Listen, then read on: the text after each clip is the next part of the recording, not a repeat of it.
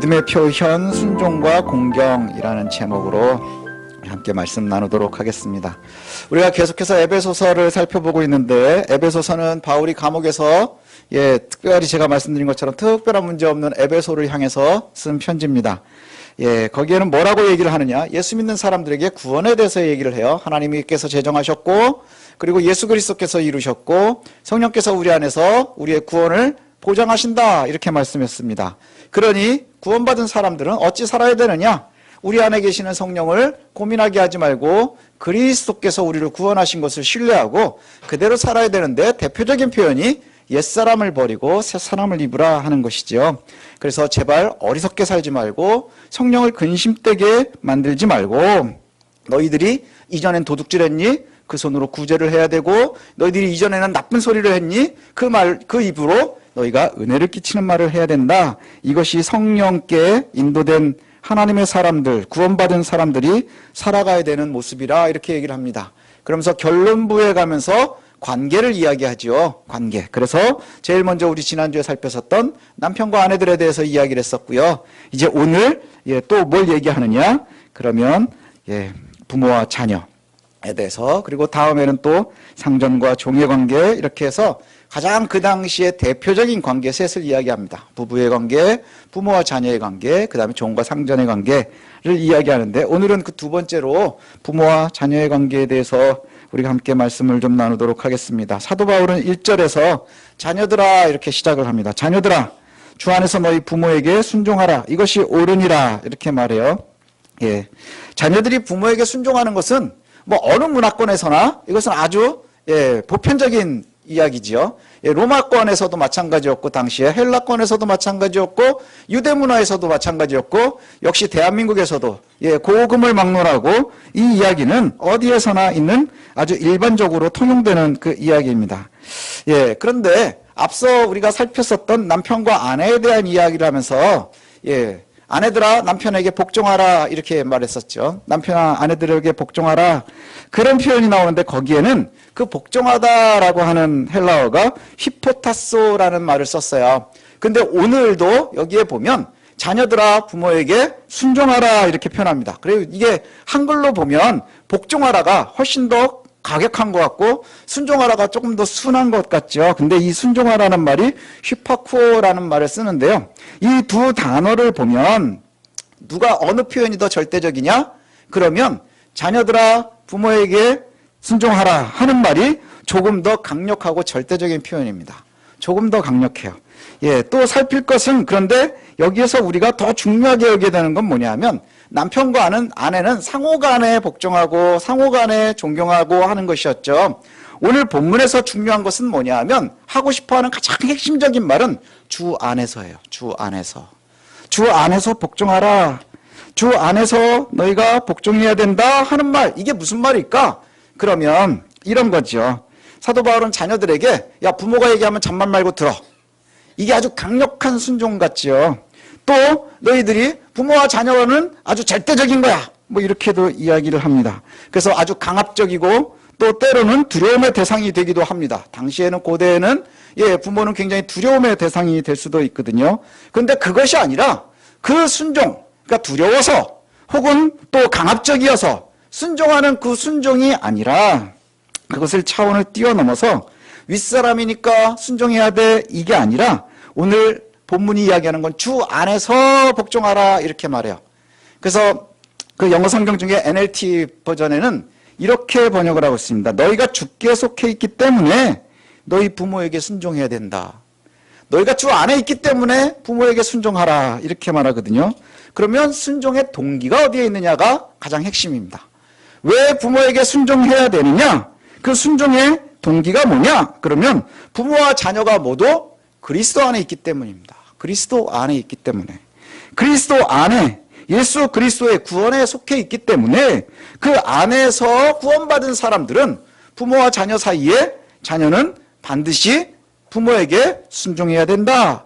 그리고 뒤에 뭐라고 얘기하느냐? 이어서 나오는 말이 이것이 옳다. 이것이 옳다. 즉 순종하는 것이 옳은 것이다. 옳다는 말은 뭐냐? 그러면 이것이 또한 순종의 동기가 되겠죠. 그래서 우리 반드시 기억하십시오. 여기 자녀들은 꼭 기억해야 됩니다. 자녀가 부모에게 순종하는 것은 매우 강력한 명령입니다. 주 안에서 순종하라. 이것은 매우 강력한 명령입니다. 그리고 이 명령의 근거가 뭐냐?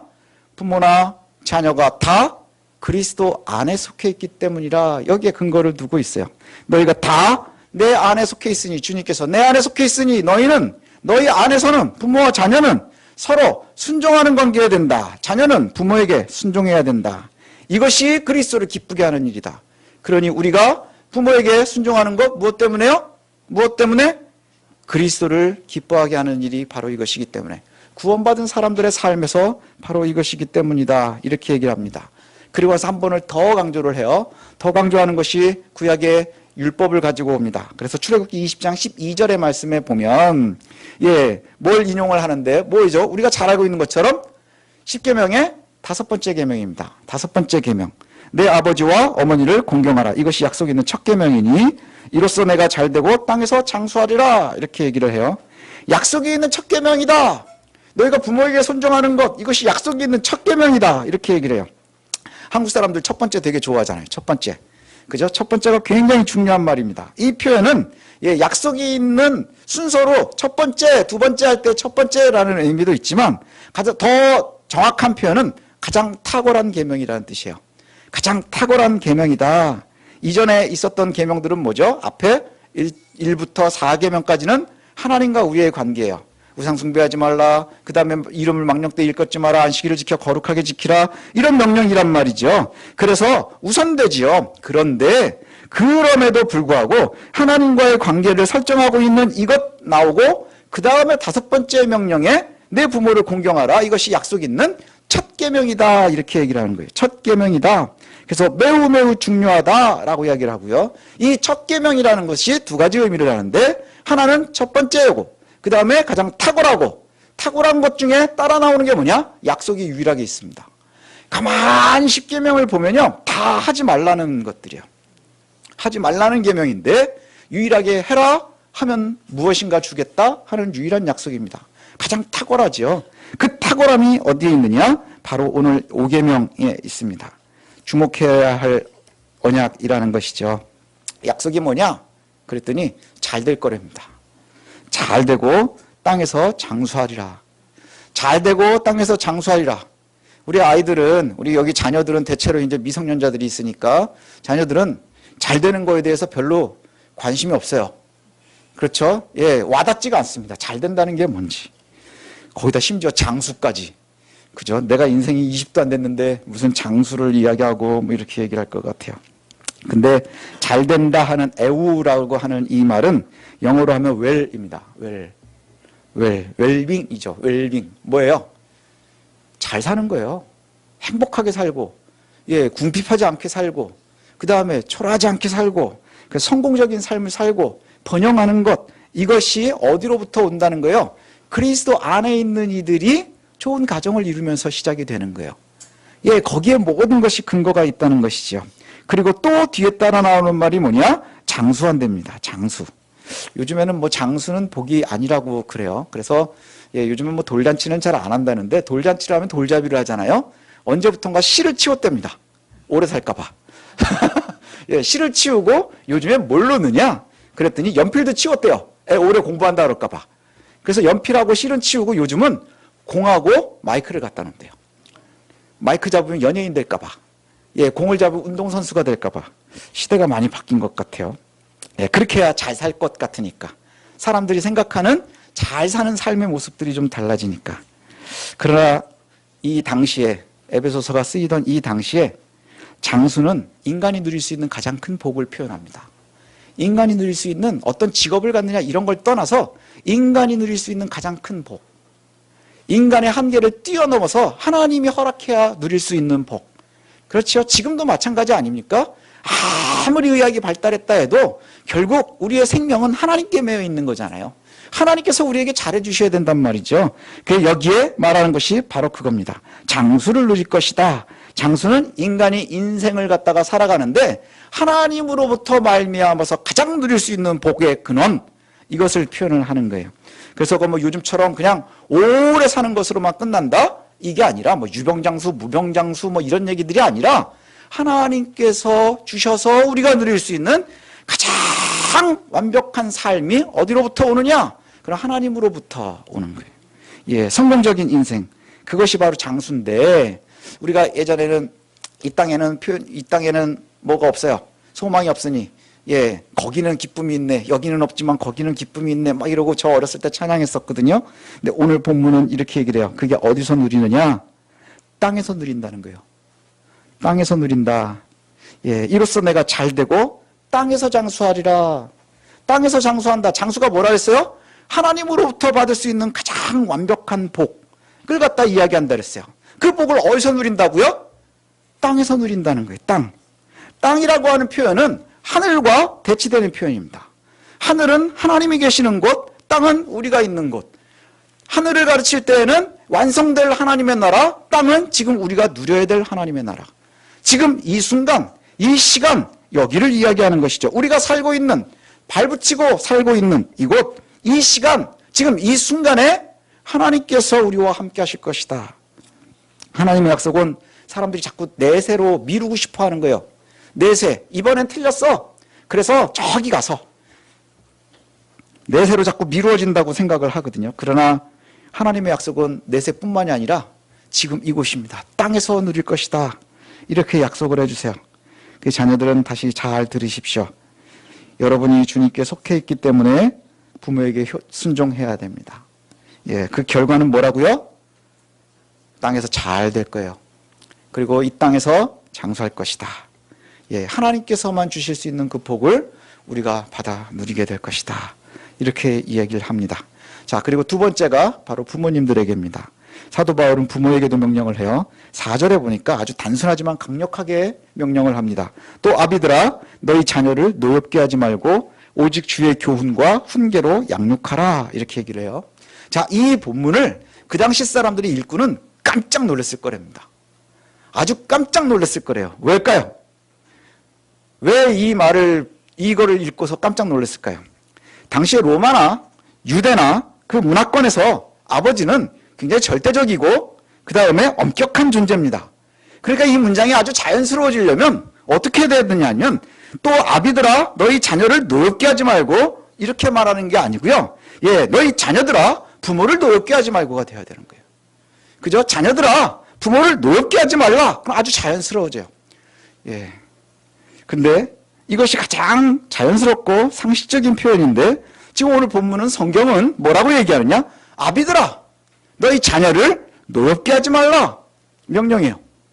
노엽게 하지 말아야 됩니다. 노엽게 하지 말라는 것은 분노를 일으키지 말라는 거예요. 분노를 일으키지 말라. 화나게 하지 말라. 일반적으로 성경에서 노엽게 한다 이 표현을 어디에 쓰냐면요. 특별히 이스라엘 백성이 우상숭배에서 하나님이 화나셨을 때 노여웠다. 이렇게 얘기를 해요. 이스라엘이 범죄해서 하나님을 노엽게 했다. 이때 쓰는 표현이에요. 예, 그리고 굉장히 하나님께서 분노하실 때의 표현입니다. 여호와의 분노를 표현하는 그 단어를 어디다 쓰느냐? 자녀들이 분노하지 못하게 하라. 이렇게 표현을 해요. 본문은 아비들의 자녀를 대할 때 특히 자녀를 훈계할 때 민감하게 주의하라 이런 표현입니다. 자녀를 훈계하는 것은 매우 중요하지만 쉽지 않죠. 그죠? 아주 쉽지 않습니다. 저도 꽤 오래 했는데 쉽지 않습니다. 예, 너희 애들도 이제 나중에 부모가 되면 쉽지 않을 거야. 굉장히 어렵습니다. 하지만 우리에게 굉장히 중요하죠. 왜요? 아까 전제가 뭐였습니까? 우리가 모두 그리스도 안에 매여 있기 때문이요. 그리스도 안에서 부모와 자녀가 됐기 때문입니다. 예, 자녀를 훈계하는 것 굉장히 쉽지 않습니다. 하지만 굉장히 중요합니다. 사람들은 일반적으로요, 그냥 막 칭찬도 오래 들으면 화냅니다. 특히 우리 자녀들 세대들은요, 그냥 부모가 말하면 화냅니다. 예, 청소년들은 그래요. 신기한 건 뭔지 아세요? 제가 학교에서 우리 학생들한테 말해도 화를 냅니다. 그냥 분노가 가득한 그런 세대인 것 같아요. 그런데 예, 칭찬을 들어도 화가 나는데 오늘 뭐라 그래요? 교훈과 훈계는 정말 듣기 싫은 겁니다. 그래서 제가 보면 가끔 가다가 사람들이 제일 듣기 싫고 재미없고 지루하고 한 걸 표현할 때 뭘 표현합니까? 교장 선생님 훈화 말씀. 그죠? 여러분 뭐 이러고 막 개그도 하고 막 그러잖아요. 지금 예, 우리 막내도 막 웃어요. 뭐냐? 요즘도 교장 선생님이 훈화 말씀을 한다는 뜻이에요. 그럼 아이들은 어려서부터 훈계는 지루한 거구나. 재미없는 거구나. 괴로운 거구나. 이런 상징으로 통하죠. 어른들의 말은 어린 사람들에게는 동서고금을 막론하고 불편한 겁니다. 불편한 것 같아요. 그럼에도 불구하고 주의를 기울여라. 이렇게 명령을 해요. 그래서 학자들이 이렇게 표현을 해요. 구체적인 예를 이렇게 들어줬는데 뭔가 상황이 딱 생기면 반사적으로 버럭 화내는 것 조심해라. 그 다음에 심한 말이나 모욕적인 말 하게 될 수 있어요. 조심하라.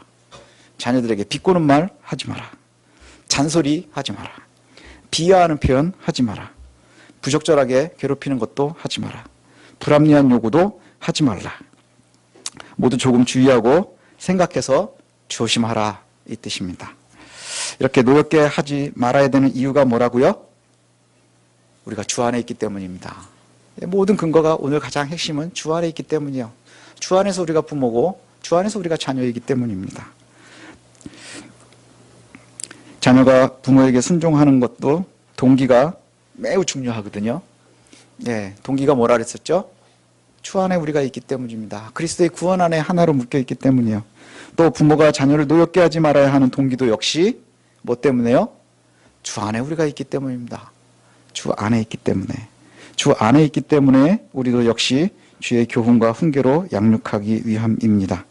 자, 그래서 명령이 하나가 또 있어요. 뭘 하라고 되어 있어요? 오직 주의 교훈과 훈계로 양육하라 이렇게 되어 있어요. 교훈과 훈계로 양육하라. 교훈이 뭡니까? 살면서 자녀들이 꼭 알아야 될 가르침이에요. 그래서 교훈은 가르치는 겁니다. 훈계는 뭡니까? 잘 타일러서 잘못된 길로 가지 않도록 하는 것이 훈계입니다. 잘 가르치고 잘못됐으면 잘못된 걸 알려야 하는 거예요. 거기까지입니다. 그러니까 아까 노엽게 하지 말라니까 아무 말도 하지 말고 맨날 칭찬만 해야 되느냐? 그렇지 않아요. 바른 길을 알려줘야 되고 잘못됐으면 잘못됐다고 알려줘야 돼요. 자녀가 살아가면서 꼭 알아야 되는 것이 뭐냐? 주의 가르침 안에서, 주의 안에서 가르침과 주의 길을 떠나지 않도록 하는 것. 이것입니다. 그게 바로 우리의 임무예요. 우리 자녀들이 주의 은혜 안에서 떠나지 않도록. 왜요? 주의 은혜 안에서 묶였기 때문에. 그래서 떠난다면 우리가 잘못하는 거죠. 부모가 잘못하는 겁니다. 주의 교훈과 훈계로 양육하라 이 표현이 쓰는데 이 양육하라고 하는 것이요. 어디에 또 나오냐면 5장에 가면 양육이라는 표현이 또 한 번 나와요. 똑같은 단어를 쓰는데 헬라어로도 어디에 나오냐면 5장 29절에 나오거든요. 그게 누구든지 언제나 자기 육체를 미워하지 않고 오직 양육하여 보호하기를 그리스도께서 교회에게 함같이 하라. 그리스도께서 교회에게 한 것처럼 양육하라. 그 얘기는 뭐죠? 그리스도가 교회에게 하듯 하는 것. 남편이 아내를 사랑하는 것처럼 그렇게 자녀들을 사랑하라는 거예요. 그러니까 양육이라는 거에 뭐가 들어가는 거예요? 사랑하고 교훈하고 훈계하는 겁니다. 노엽게 하는 게 아니라 사랑하고 교훈하고 양육하는 겁니다. 자, 이 말을 갖다가 다시 풀어드리면 남편이 아내를 사랑하기를 자기 자신처럼 사랑하는 것이고 그래서 아내를 사랑하는 것은 나를 사랑하는 거고 누구나 자신을 미워하지 않고 오직 남편이 아내를 양육하고 보호하는 것처럼 그것이 그리스도가 교회를 보호하는 것처럼 그렇게 보호해라 하는 그 양육이라는 단어를 지금 여기다도 또 쓰는 거예요. 누가요? 부모가 자녀를 갖다가 양육할 때 그와 같이 하라는 겁니다. 부모가 자녀를 그리스도가 교회에게 하듯 양육하래요. 무슨 얘기입니까? 그리스도가 교회에게 하듯 양육하라. 그만큼 사랑하라는 거예요. 그리스도께서 자기 자신을 주어서 그 교회를 사랑한 것처럼 그렇게 사랑하라. 자, 이제 결론을 맺겠습니다. 오늘은 너무 심플해서 아주 선명합니다. 기억할 건 딱 이겁니다. 우리가 왜 자녀는 부모에게 공경해야 됩니까? 순종해야 됩니까? 주 안에 있기 때문입니다. 주 안에서 부모와 자녀이기 때문입니다. 또 부모는 왜 자녀를 잘 가르치고 양육해야 하고 훈계해야 됩니까? 노엽게 하지 말고. 왜요? 우리가 주 안에서 부모 되었기 때문입니다. 부모님들은 자녀들에게 심한 말, 모욕, 비꼬는 말 이런 것들 하지 않아야 되지요. 오히려 뭐 해야 됩니까? 주의 은혜로 양육하고 훈계해야 됩니다. 교훈하고 훈계해서 잘 보호해야 됩니다. 또 자녀들은 특별히 잘 들으십시오. 성경은 여러 군데서 지혜를 이야기하는데 그 지혜는 무엇과 같이 연결이 되느냐? 훈계와 연결이 됩니다. 그래서 잠언에서 이런 표현을 해요. 잠언 두 군데를 제가 읽어드릴 텐데 잠언 15장 5절에 보니까 아비의 훈계를 업신여기는 자는 미련한 자요 경계를 받는 자는 슬기를 얻을 자니라. 또 19장 20절에 너는 권고를 들으며 훈계를 받으라. 그리하면 내가 필경 지혜롭게 되리라. 사람들은 훈계 듣는 것을 싫어합니다. 친구가 훈계해도 싫어해요. 그래서 TV 같은 데 보면 연예인들이 가끔 그런 말을 합니다. 우리 부모도 날 포기했는데 네가 뭔데 나한테 훈계를 해? 뭐 이런 소리를 아주 쉽게들 해요. 예, 그것이 얼마나 악영향을 끼치는지 우리는 은연중에 모르고 지나가지요. 그러나 부모와 자녀, 저와 여러분들처럼 믿음 안에 있는 이들은 예수 그리스도 안에서 부모와 자녀가 되었어요. 그러니 우리가 서로 간에 공경하고 잘 양육해야 되는 것은 저와 여러분이 그리스도 안에서 받은 명령입니다. 예, 선택이 아니에요. 명령인 거예요. 부모와 자녀는 모두 그리스도에게 속해 있기 때문에 반드시 이를 지켜야 될 의무가 있습니다. 자녀는 부모에게 주 안에서 순종해야 합니다. 또 부모는 자녀를 노엽게 하지 말고 주의 교훈과 훈계로 양육해야 됩니다. 이것이 저와 여러분들에게 주께서 주신 명령입니다. 요즘에 가끔 보면 그런 이야기들이 나오지요. 뭐 통일교회 이야기도 많이 나오고 뭐 여러 무속들 이야기도 나오고 이단들이 본의 아니게 정치 때문에 많이 이야기가 나옵니다. 예. 이단들의 특징 중에 하나가 뭔 줄 아십니까? 가정을 가벼이 여긴다는 거예요. 예. 교회의 모임을 가정보다 우선한다는 것이죠.